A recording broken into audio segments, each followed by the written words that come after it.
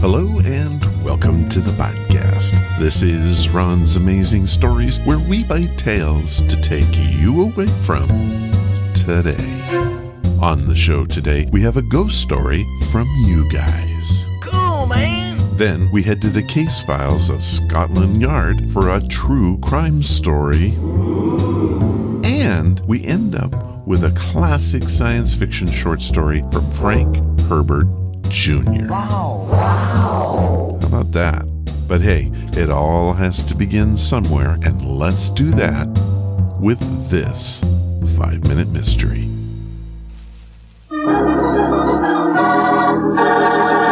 Another 5-minute mystery. This 5-minute mystery is being brought to you by seldom used colloquialisms. Examples include, never tried to pin a murder on a horse, or, if the shoe fits, don't hit your boss with it. You too can use these in everyday life, so get yours today. Well, how does Dream Girl look today, Willie? She's still the best horse in this track, Mr. Hillary. How long have you been handling her, Willie? Ever since you bought her, don't you remember? I'm paying you a great deal of money to train these horses of mine. When do they start paying off? Well, you can't expect a winner in every race, Mr. Hillary. I'm familiar with the law of averages. That's why I've asked my question. If you don't like the way I've been taking care of your stable, you can get yourself another trainer. Not so fast. We have a contract. You're a liar. Break it. No. You've been a trainer for 20 years. You've been with my stable for 2. And in that period of time, you've made your worst record. What I'm trying to do is figure out why. Where's the answer? You don't buy your horses right. I got bad horses to work with. Dream Girl's your best one. See? She agrees with me. Yeah, very touching. But since you can't accept a subtle hint, suppose I come to the heart of what I'm talking about. What do you mean? Simply, Willie, that you've been doctoring up my horses. I've got proof, and I'm going to see you put away for more years than you've been racing. Oh, no, you're not. Put down that shoe, you fool! Sure, I'll put it down. Oh! So long, Hillary. The race is over. When did you find the body here in the stable, Willie? Right before the first race, I was coming to look over Dream Girl before she was posted. Where was the body lying? There, by the door. There's a pile of straw almost covering it. Why do you suppose Dream Girl attacked Mr. Hillary? I don't know. I've always noticed she got sort of restless whenever he come in the stable. Look at the marks on Hillary's skull, Willie. Notice the imprint of the heels on his chin and cheeks, and the mark at the top of the shoe on his forehead. She really must have struck out on him. Where's the horse now? In the next stall. Mind if I look at her? Oh, go right ahead. She's in here. Hello, girl. Hey, there's blood all over her right hind hoof. Yeah, I seen it there before, but I left it alone for you to look at. How long did you wait to call me after you discovered Hillary's body, Willie? I dashed to the nearest phone. It didn't waste a minute. Where'd you find the horse? In the next stall with the body. And you've nothing else to tell me? Of course not. What else could that be? A confession, Willie, as to how you murdered Hillary. How does the inspector know that Willie, Dream Girl's trainer, killed his employer? In just a moment, we'll know, but first...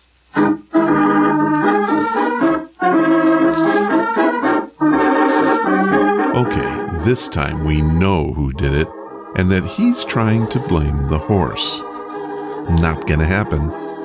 Remember that famous saying by the great Milton Nesbert, never try to pin a murder on a horse. I guess our murderer has never heard that one before.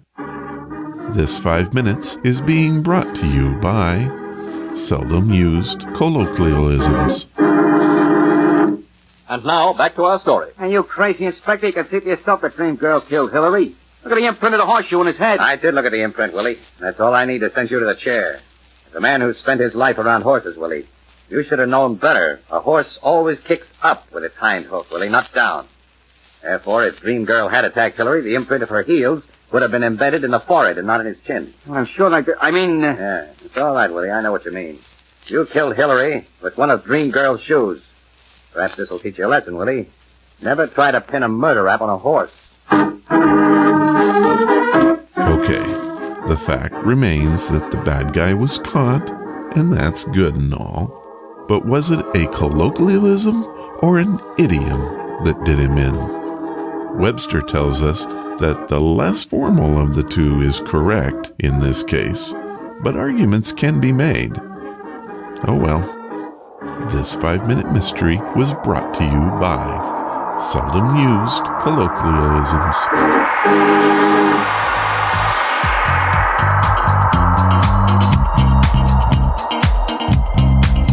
Is that you said? We have an email from Scott McCallan, who writes us from Oklahoma. With his permission and approval, I edited just a bit. Hey Ron, my name is Scott, and this is my only ghost story. It's not really scary, and I'm not much of a storyteller, but here it is. I was raised in foster home after foster home. I stayed at some for a year or so, and some less. One summer, I was sent to this particular home. Living there was a man, a woman, and an elderly grandmother. Every morning we would sit at the kitchen table, talk, and drink coffee. Since it was summer and I didn't have school, so I would sit with them. Just about every morning, the grandmother would steal my foster mother's coffee. One morning, a few months later, I woke up to screaming and crying. I ran to the room and saw that my foster grandmother had passed away during the night. Old age, they say. The next morning, a Saturday, we sat at the table for our usual coffee and started talking, with the one seat empty. After an hour or so, the coffee mug in front of my foster mother moved across the table to the empty seat. She played it off as a joke from me and got angry. The next day, it happened again. She checked for a string or a magnet as I tried to explain that it wasn't a joke. The next day, I had to go to school, and my foster dad was at work. She later told us she was sitting alone, and again, the cup moved by itself. When I got home from school, the chair was gone, and she refused to go into the kitchen. The next day, I stayed home and sat at the table. Nothing happened. We moved the empty chair back to the old spot, and we put a mug there every day like she was still there. Nothing ever happened again, and to this day, I believe that not all ghosts are bad. They just want to live a little bit longer. Scott. When I got this from Scott, I had a very nice email exchange, and he added some facts about his life story. He wrote, "Where I'm from and my foster care is a whole nother story. I'm from Oklahoma, but about the age of 8, we moved to Ohio because my mom was running from the state.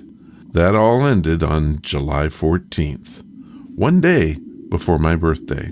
My sister and I were taken from my mother, who was selling hard drugs, of all things.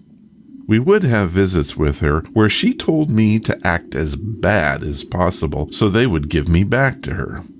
And I did just that. The only thing that came from that was it got me separated from my younger sister, and I just kept moving around. I went to 15 different foster homes, 2 hospitals, 2 group homes, and 1 child detention facility. Not good. I've been adopted 3 times, and the 3rd one stuck. I'm 23 now, and I'm making a good start on the rest of my life." Well, Scott, I want to thank you. Thank you for sharing your story with us. It truly is amazing. If you want to hear your story on Ron's Amazing Stories, just head to the website and click on the Contact tab. I want all manner of stories, and they don't have to be paranormal. They can be about anything you want to tell us about.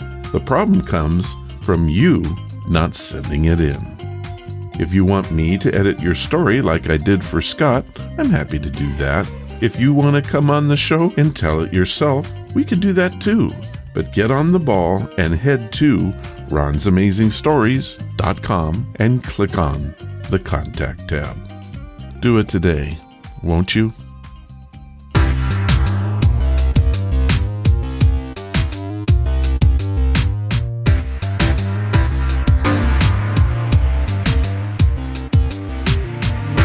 We have something new to present today.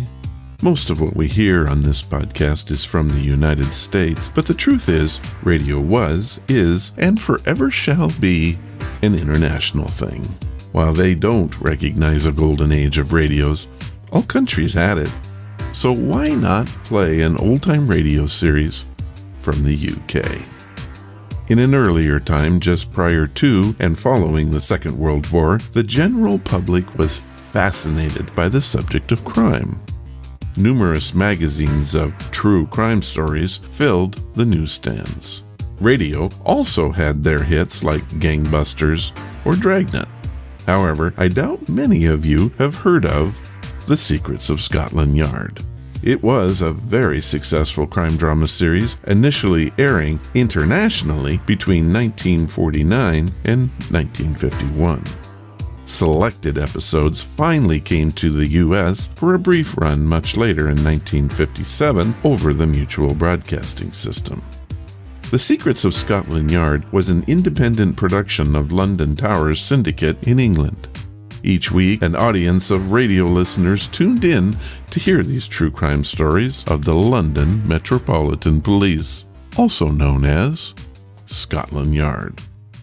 So, what we have for you is one of their early broadcasts. It tells the story of the atomic bomb from a whole different point of view, but it is an interesting case of true crime. It is called The Absent-Minded Professor, and I cannot tell you when it aired other than between 1949 and 1951.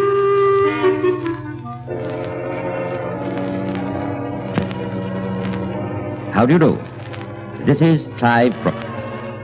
Today I want to tell you something about the Special Branch of Scotland Yard. I expect you've heard of it. Judging from some detective novels, you'd imagine it consisted of a group of super Sherlock Holmeses who are called in when everything else has failed. But that is not true, is it, Percy? No, Clive. The Special Branch of Scotland Yard is a unit of a couple of hundred men who specialize in political crimes. They differ from their colleagues of the Criminal Investigation Department in that they must be able to speak several languages. In fact, the function of the Special Branch in official language is to guard the security of the state. Or, as the boys themselves put it, to clear up political nuisances. So today, a Special Branch man may find himself guarding the King or the Prime Minister, probing the antecedents of political refugee who seeks the protection of British nationality, tracking down the perpetrators of a bomb outrage, or sauntering among the guests at a royal garden party. Clive, why don't you tell them the story of the absent-minded professor? All right, Percy, I will. It's a story which shows the far-reaching significance of political crime and how, wherever an international conspiracy may start, sooner or later its tentacles will come within the reach of the long arm of the Special Branch of Scotland Yard.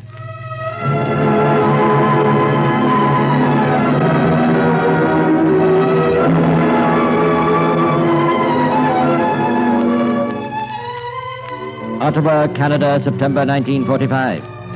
One war is over, but for at least one of the great powers, another war, a secret war of information, a nerve war, has never ceased.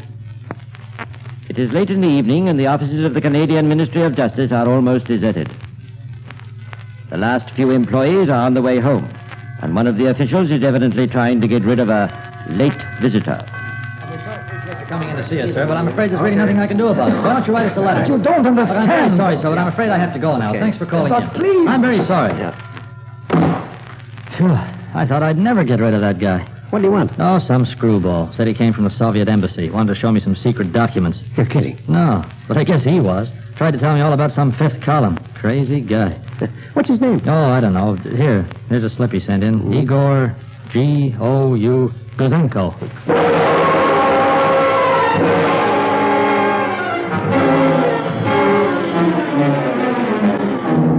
Igor Guzenko, 25-year-old cipher clerk, employed in the code room of the military section of the Soviet embassy in Ottawa. Igor Guzenko, a man whose story was to shock the world, a man whose information was to bring to justice traitors of three nations who had endeavored to betray the Allies' greatest secret, the atom bomb.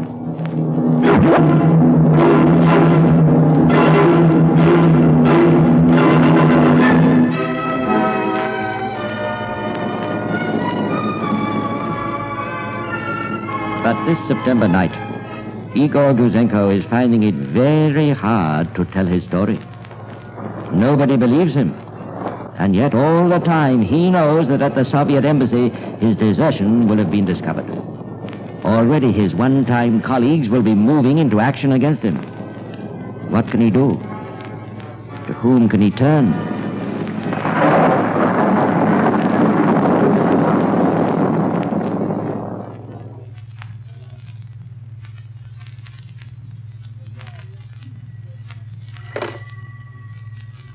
Inspector McLean.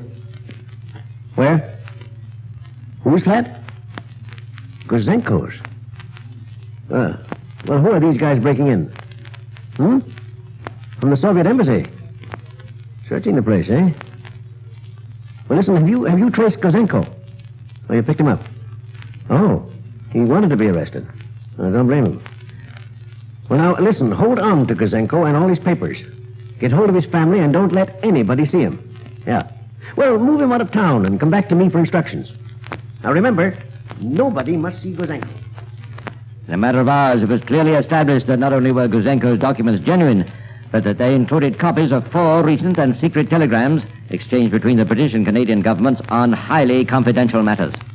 And realizing the complete freedom which exists in Canada, and convinced that the Communist Party in democratic countries has changed long ago from a political party into an agency net for the Soviet government, a 5th column in these countries to meet a war, I decided that I could no longer serve my government, but must at last speak the truth. The Canadian police authorities found in Guzenko's documents a fascinating story of how, in secret code, the Soviet military attaché in Ottawa had given information and received instructions from Moscow. Message to Subaltern Ottawa. Your immediate objectives are 1. The atomic bomb, its composition and technological processes. 2. A sample of uranium-235. 3. The library and secret documents of the National Research Council. 4. Latest developments of electronic fuses for shells, radar, and a super explosive known as RDX. Subaltern to Moscow. Facts are given by Alec. 1. The test of the atomic bomb was conducted in New Mexico. The bomb dropped on Japan was made of uranium-235. 2. Alec handed over to us a sample of uranium-235. 3. Alec has also reported brief data concerning electronic shells. There is in the shell a small radio transmitter with 1 electronic cube, and it is fed by dry batteries. The body of the shell is the antenna. Moscow to Sabota. Work out and telegraph arrangements for the meeting and password of Alec with our man in London. Sabota to Moscow. Alec will work in King's College, Strand. Meetings October 7, 17, 27 on the street in front of the British Museum. The time 11 o'clock in the evening. Identification sign, a newspaper under the left arm. Password, best regards to Mackel. But even Moscow realized that their boys in Britain might have rather a busy evening identifying Alec from the number of Londoners with newspapers under their arms in Museum Street at 11 o'clock in the evening. They replied, Arrangements not satisfactory. Correction. Facing British Museum. Intersection Great Russell Street, Museum Street. Time, 8 o'clock, October 7, 17th, 27.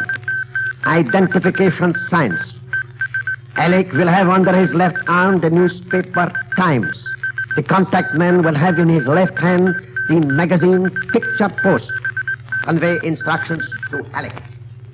Convey instructions to Alec. Who was Alec? The Canadian police authorities at once placed the facts of this alarming leakage of atomic secrets before Prime Minister Mackenzie King. Realizing the grave implications of the plot, Mr. King hastened to Washington to acquaint President Truman with the situation. 4 days later, the Canadian Prime Minister crossed the Atlantic and repeated the story to British Premier Mr. Clement Attlee. Officials of British military intelligence were called to Downing Street. The investigation was entrusted to Lieutenant Colonel Leonard Burt. Burt, a pre-war yard chief, was seconded to the War Office at the beginning of the war for anti-sabotage work. Incidentally, today he's back at the yard in command of the Special Branch. The colonel's immediate and priority mission was to identify Alec. Well, I don't expect we shall have much trouble finding out who Alec is. Our main problem is going to be to get him, to find out how much he knows, and, even more important, how much he has told. Yes, sir. Now, let's have a look at those cables again. Here we are. Alec will work in King's College, Strand. Give me the phone directory. Here we are, sir. Thank you. Okay. King's College, Temple Bar 5651.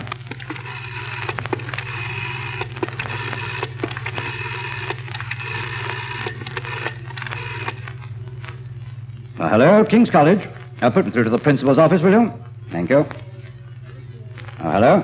This is Lieutenant Colonel Burt of the War Office. I wonder if you could help me. It's just a routine inquiry. I want to know whether you have on your staff at the moment a physicist who has recently worked in Canada. Yes, that's right. Oh, up to a few months ago? You have? Oh, good. I see, yes. Yes, that's right. He went with a research group on a project in Montreal, and he's just come back to London. Good. What's his name? Dr. Nun May. Thank you, that'll be all. Sounds like our man. And October the 7th looks like our day, sir. 4 days from now, we'll have to get busy. As October the 7th approached, a number of well-built but unobtrusive men began renting rooms in Museum Street. Rooms with first-floor windows which looked out onto the forecourt of the British Museum. In this and many other ways, known only to MI5 and the Special Branch, every inch of the place of rendezvous was covered by one or two observers.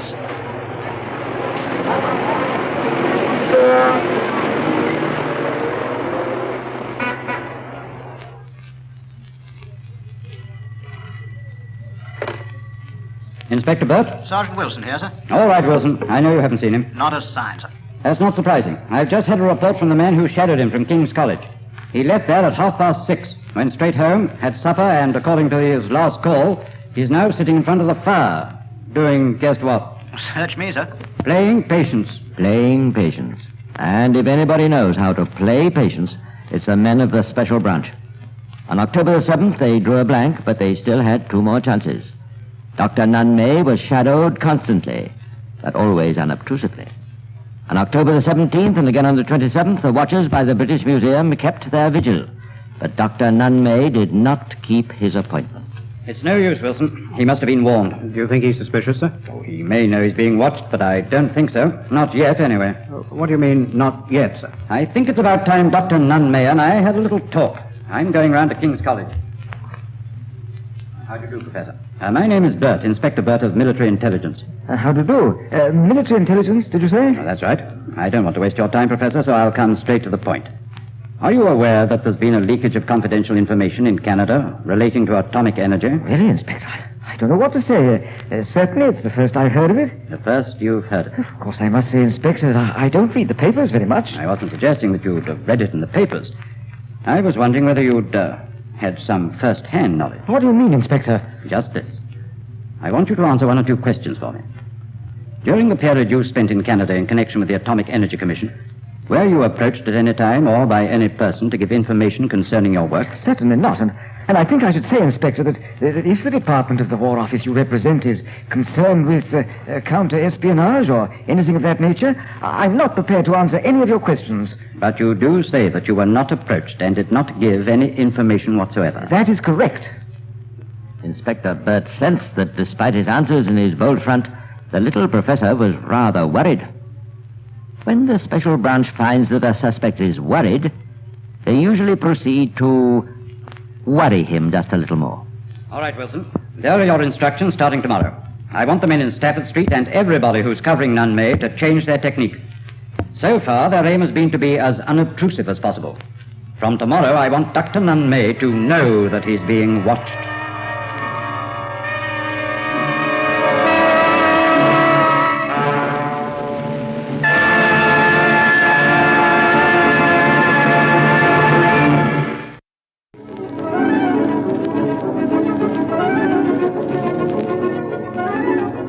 And so the men of MI5, under the direction of Inspector Burt, began the next phase of the war they were conducting against the little professor. In the next few days, the shadowing was performed in a manner scarcely creditable to the reputation of Scotland Yard. Meantime, a message had been sent to the Royal Canadian Mounted Police, who were instructed to inquire how closely Dr. May's travels had fitted into the pattern outlined for Alec in the cables which had been intercepted between Moscow and Ottawa. Royal Canadian Mounted Police to Burt, Special Branch, Scotland Yard. Information supplied by Dr. John Douglas Cockcroft, Chief of the Atomic Energy Project at Montreal, shows Dr. May made several trips to the nuclear research laboratories of the Manhattan Project at Chicago, coinciding entirely with the reports from Alec. Dr. May left for England within a few days of his last trip to the research laboratories and is scheduled to return for a month's work next year. Everything checks up with the information in our possession concerning Alec. And the signal goes on to say that no other scientist has followed the same schedule or is planning to return next year.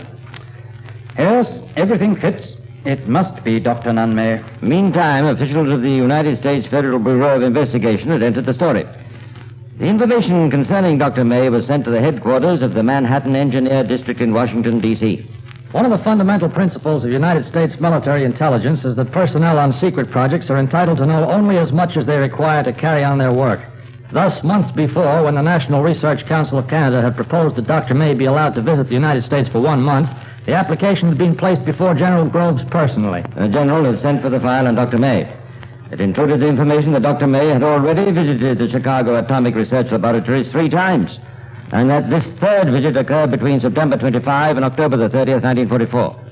He carried on extensive work in collaboration with other scientists in a highly secret and important new field. His work resulted in a research report in which he collaborated with an American scientist.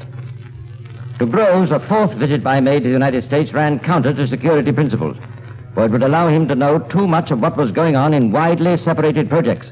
Accordingly, the answer had gone back, polite but firm, no.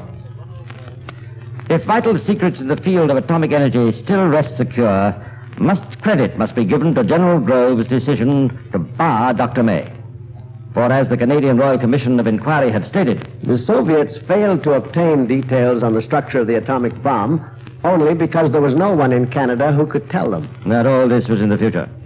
Back in London in September 1945, Lieutenant Colonel Burt had still to complete his case against Dr. Nunn-May.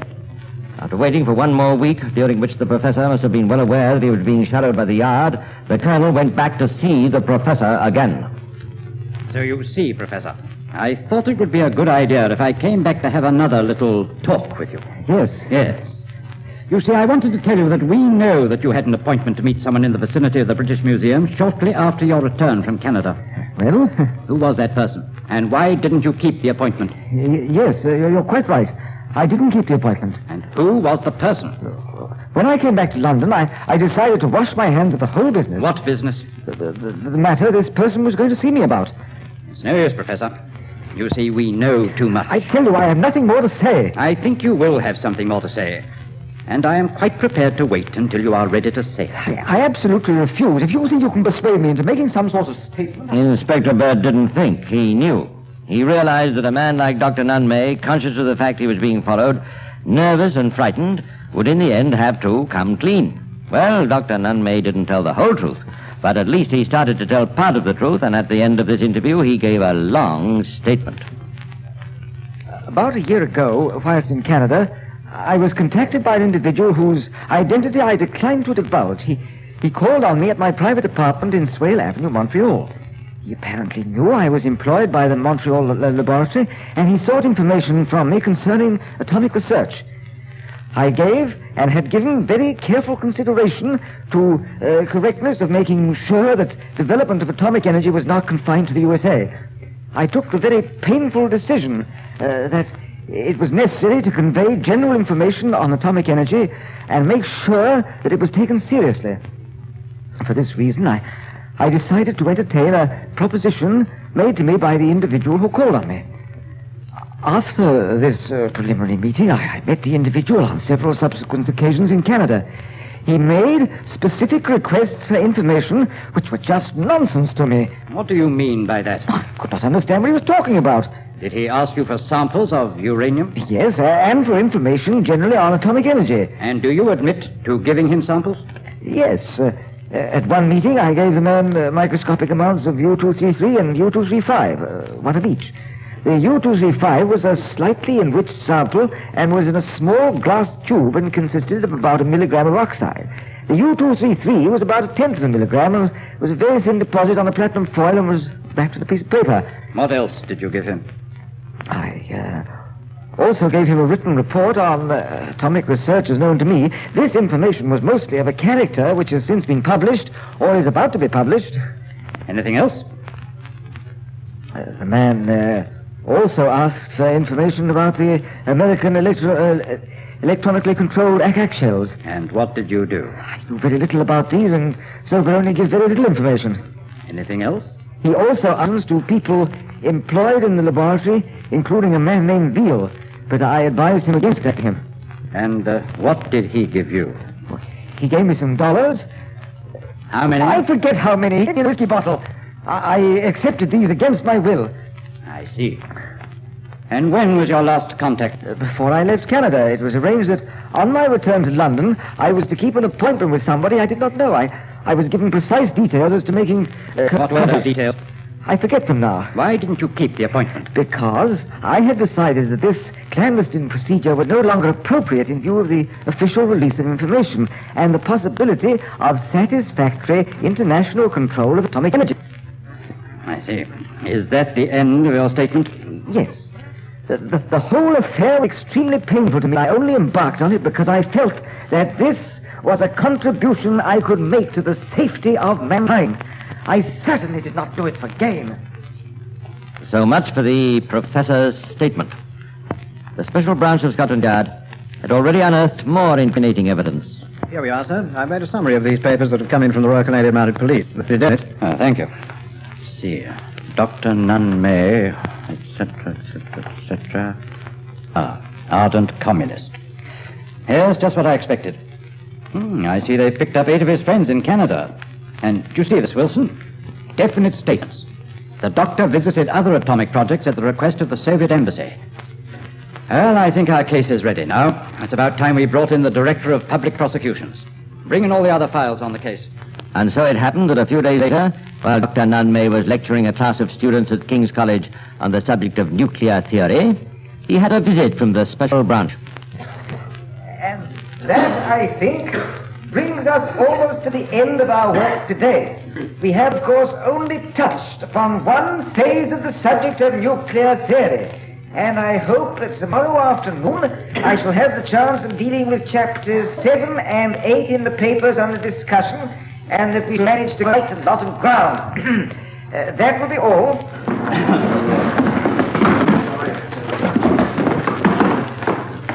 Excuse me, just one moment, please. Yes, what is it?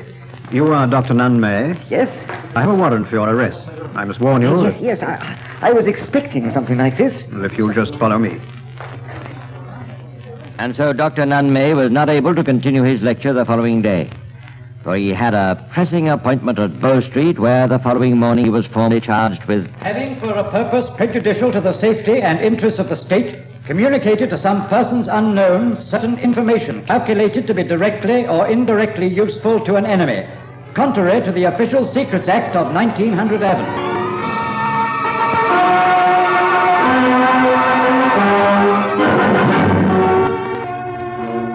At the Old Bailey, Mr. Justice Oliver said, I have listened with slight surprise to some of the things learned counsel has put before me.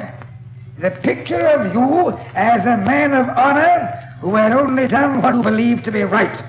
I do not take that view at all.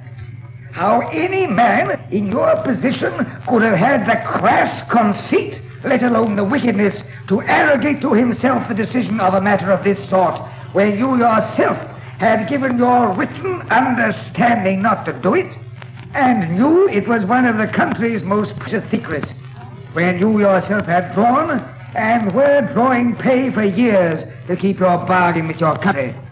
That you could have done this is a dreadful thing.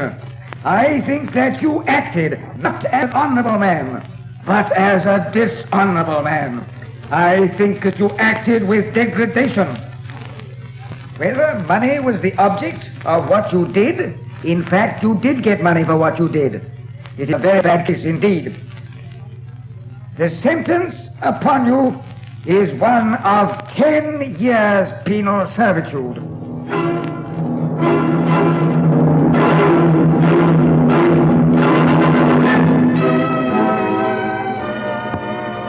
Well, that isn't quite the end of the story, because after the trial, there were many protests that the sentence was out of all proportion to the magnitude of the offense committed. The Association of Scientific Workers issued a statement in which they declared, "We do not seek to justify Dr. May's breach of the Official Secrets Act, but we are convinced from our knowledge of Dr. May that his action was determined only by the principle that fundamental scientific data should have been shared with a country that was not only friendly, but a fighting ally. The only work in which Dr. May was engaged, and on which he could have been in a position to give unauthorized information, concerned fundamental scientific data relating to atomic energy. Dr. May had no connection whatever with problems of the construction of the atomic bomb and could not have been able to reveal information on atomic bomb manufacture." What about that, Bertie? Oh, and by the way, I was going to ask you, why do you call this the case of the absent-minded professor? Because, Clive, while the professor may have been internationally minded about the secrets of atomic energy, you must remember he also gave away the secrets of electronic shells. You've got something there, Percy. But you know what these absent-minded professors are? Which reminds me of a story. Time's up, Clive. Yes, I'm afraid it is. But I have to leave it until next week. Well, that's all for today. This is Clive Brooke saying goodbye and pleasant dreams.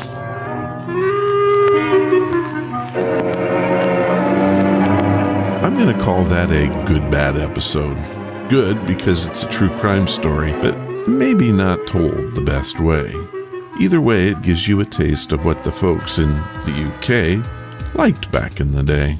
Scotland Yard, officially New Scotland Yard now, is another name for the headquarters of the Metropolitan Police Service. They are the territorial police force responsible for most of London. The name derives from the location of the original headquarters at 4 Whitehall Place, which had a rear entrance on a street called Great Scotland Yard. Cool, huh? The Scotland Yard entrance became the public entrance to the police station, so, over time, people just started calling it Scotland Yard. Interesting facts about things you may have always wondered about, and that's what we do here at Ron's Amazing Stories.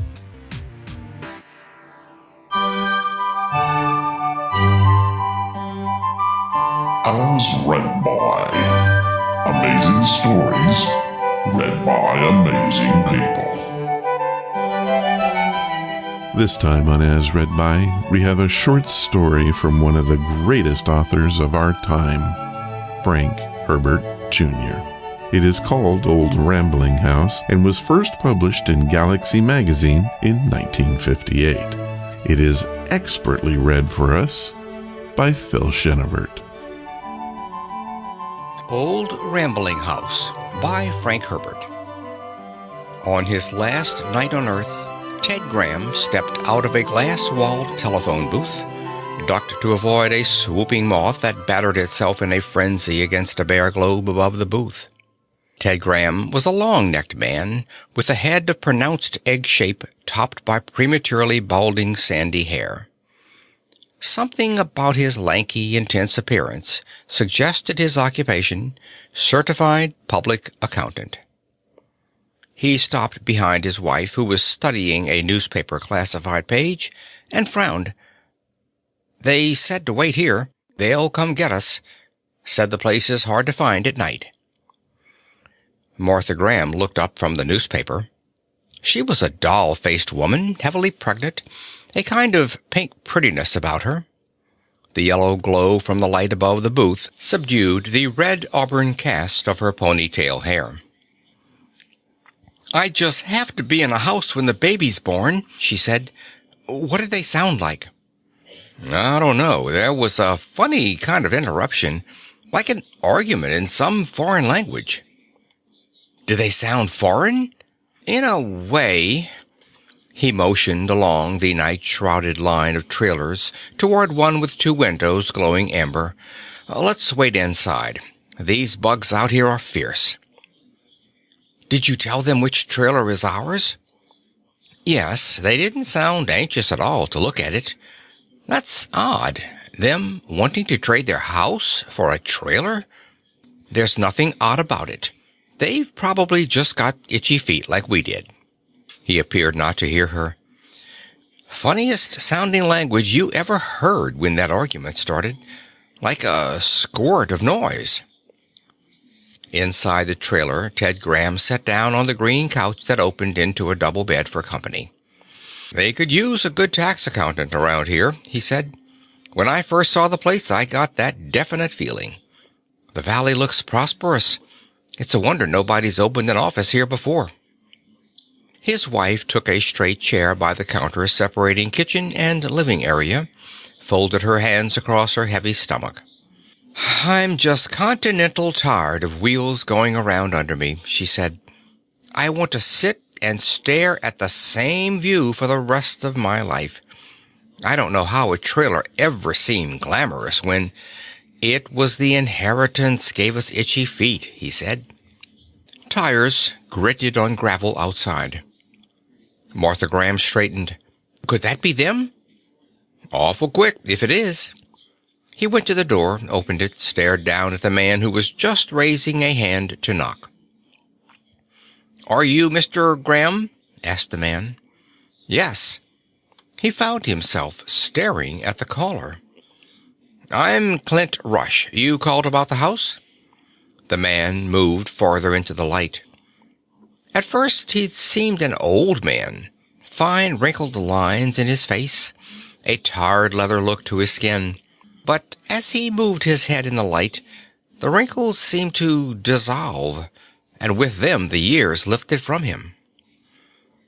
Yes, we called, said Ted Graham. He stood aside. Do you want to look at the trailer now? Martha Graham crossed to stand beside her husband. We've kept it in awfully good shape, she said. We've never let anything get seriously wrong with it. She sounds too anxious, thought Ted Graham. I wish she'd let me do the talking for the two of us. We can come back and look at your trailer tomorrow in daylight, said Rush. My car's right out here if you'd like to see our house. Ted Graham hesitated. He felt a nagging worry tug at his mind, tried to fix his attention on what bothered him. Hadn't we better take our car? He asked. We could follow you. No need, said Rush. We're coming back into town tonight anyway. We can drop you off then. Ted Graham nodded. Be right with you as soon as I lock up. Inside the car, Rush mumbled introductions. His wife was a dark shadow in the front seat, her hair drawn back in a severe bun. Her features suggested gypsy blood. He called her Raymie. Odd name, thought Ted Graham, and he noticed that she, too, gave that strange first impression of age that melted in a shift of light. Mrs. Rush turned her gypsy features toward Martha Graham. You are going to have a baby? It came out as an odd, veiled statement. Abruptly, the car rolled forward. Martha Graham said, It's supposed to be born in about 2 months. We hope it's a boy. Mrs. Rush looked at her husband. I have changed my mind, she said. Rush spoke without taking his attention from the road. It is too... He broke off, spoke in a tumble of strange sounds. Ted Graham recognized it as the language he'd heard on the telephone. Mrs. Rush answered in the same tongue, anger showing in the intensity of her voice. Her husband replied, his voice calmer. Presently, Mrs. Rush fell moodily silent. Rush tipped his head toward the rear of the car. My wife has moments when she does not want to get rid of the old house. It has been with her for many years. Ted Graham said, Oh. Then, are you Spanish? Rush hesitated. No, we are Basque. He turned the car down a well-lighted avenue that merged into a highway. He turned onto a side road. There followed more turns, left, right. Ted Graham lost track. They hit a jolting bump that made Martha gasp. I hope that wasn't too rough on you, said Rush. We're almost there. The car swung into a lane, its lights picking out the skeleton outlines of trees. Peculiar trees. Tall, gaunt, leafless. They added to Ted Graham's feeling of uneasiness. The lane dipped, ended at a low wall of a house. Red brick with clerestory windows beneath overhanging eaves. The effect of the wall and a wide-beamed door they could see to the left was ultra-modern. Ted Graham helped his wife out of the car, followed the Rushes to the door. "I thought you told me it was an old house," he said. "It was designed by one of the first modernists," said Rush. He fumbled with an odd curved key. The wide door swung open onto a hallway equally wide, carpeted by a deep pile rug. They could glimpse floor-to-ceiling view windows at the end of the hall, city lights beyond. Martha Graham gasped, entered the hall as though in a trance. Ted Graham followed, heard the door close behind them. "It's so big!" exclaimed Martha Graham. "You want to trade this for our trailer?" asked Ted Graham. "It's too inconvenient for us," said Rush. "My work is over the mountains on the coast." He shrugged. "We cannot sell it." Ted Graham looked at him sharply. "Isn't there any money around here?" He had a sudden vision of a tax accountant with no customers. "Plenty of money, but no real estate customers."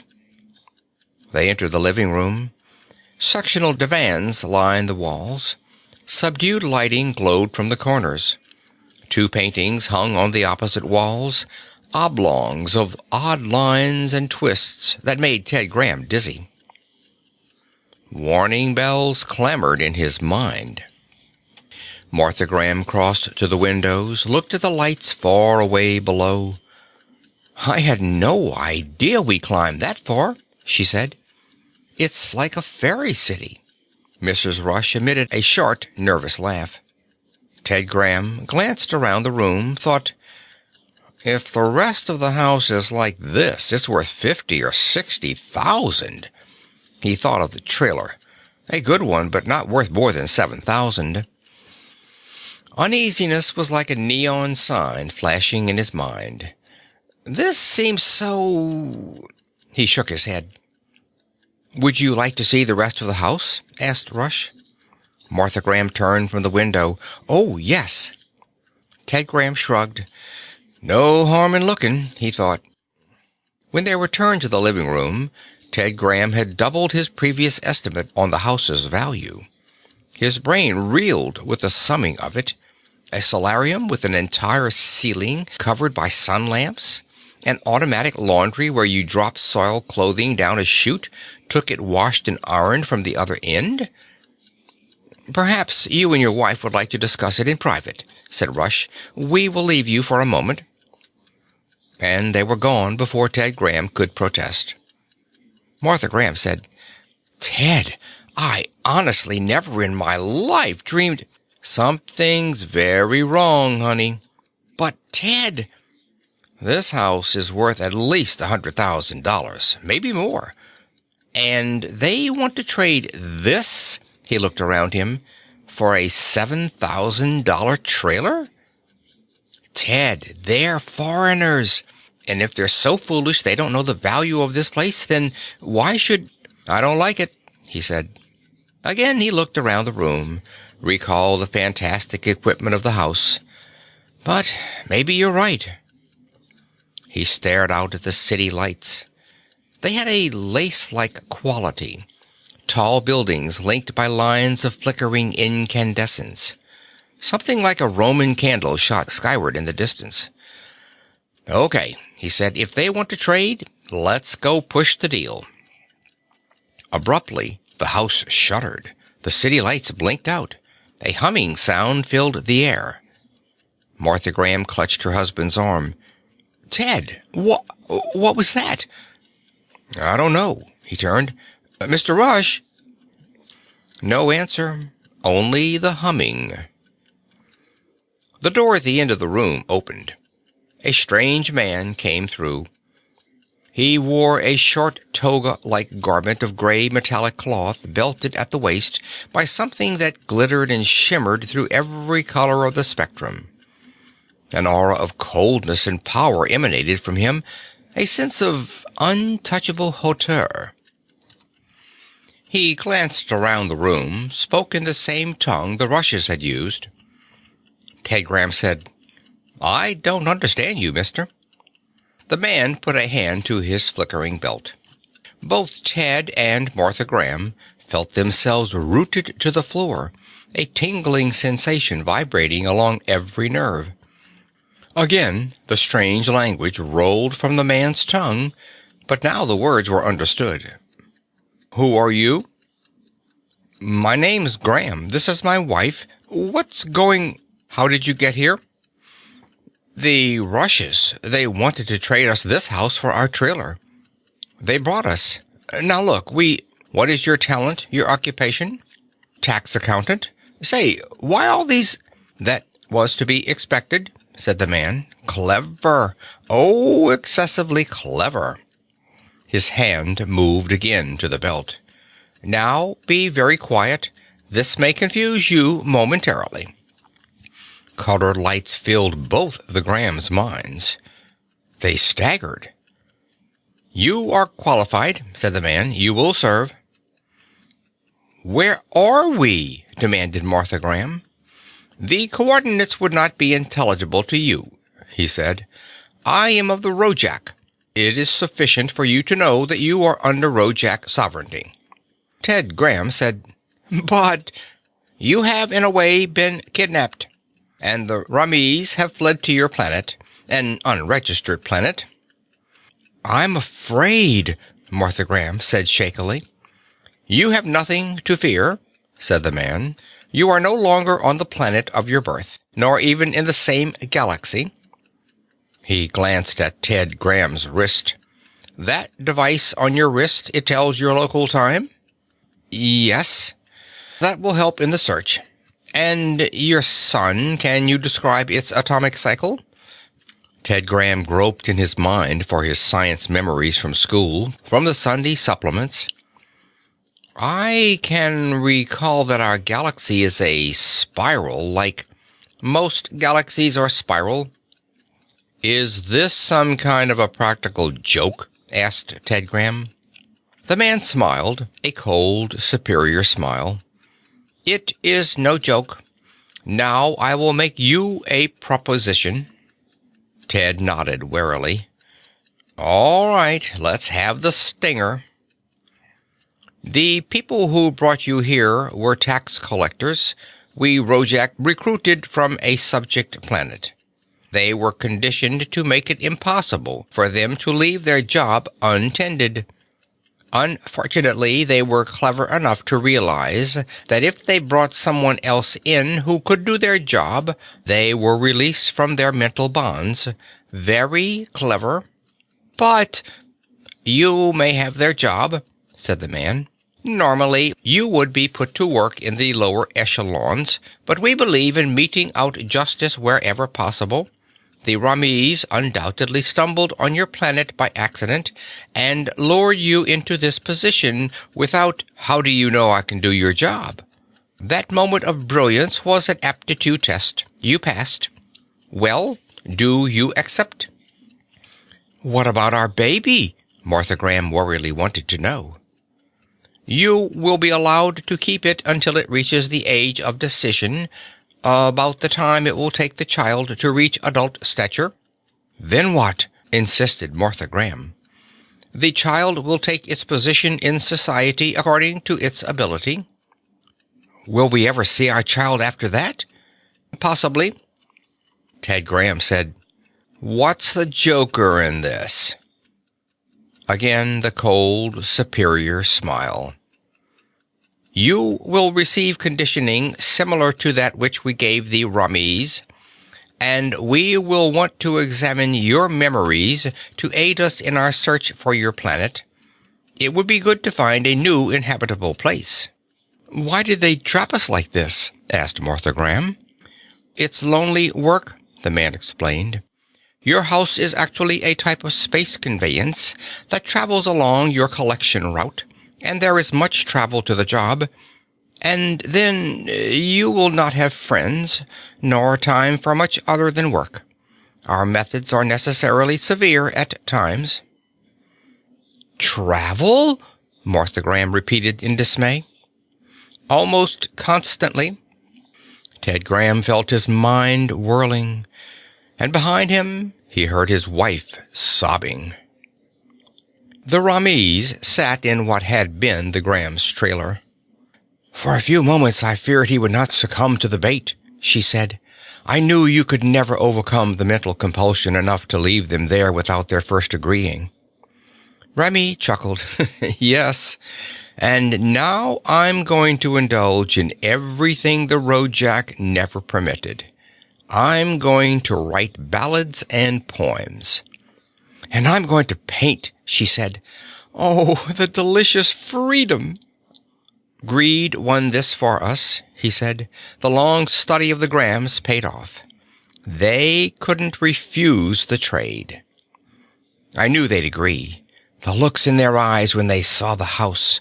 They both had—" She broke off, a look of horror coming into her eyes. "One of them did not agree." "They both did. You heard them." "The baby?"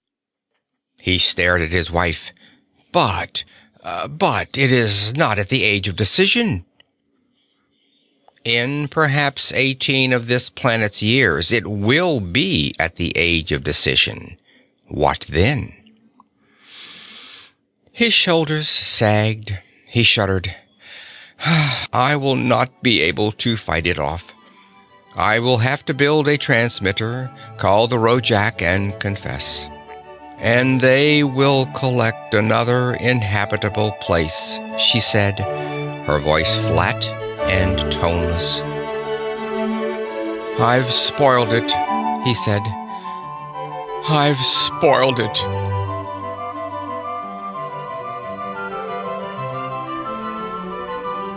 Pretty good story when it's all said and done. I think the concept was interesting anyway. In case you don't know who Frank Herbert was, he was an American science fiction writer best known for the novel Dune and its 5 sequels.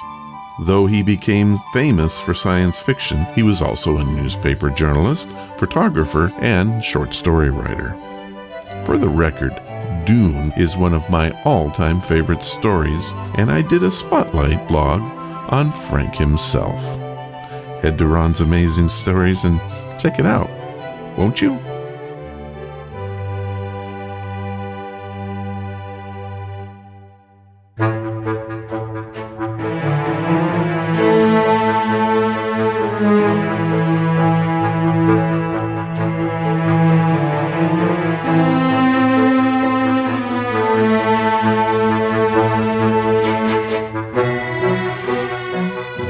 Another podcast from the folks who tell stories.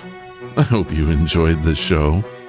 Next week, we're going to have a suspense week, and it should be, well, suspenseful. Tune in and see. If you want to keep up with what's happening on Ron's Amazing Stories, please follow us on Twitter, Facebook, or sign up for the weekly newsletter. All the links you're going to need and access to the blog can be found at ronsamazingstories.com. Thank you for listening, and I hope you come again to find out what are Ron's Amazing Stories.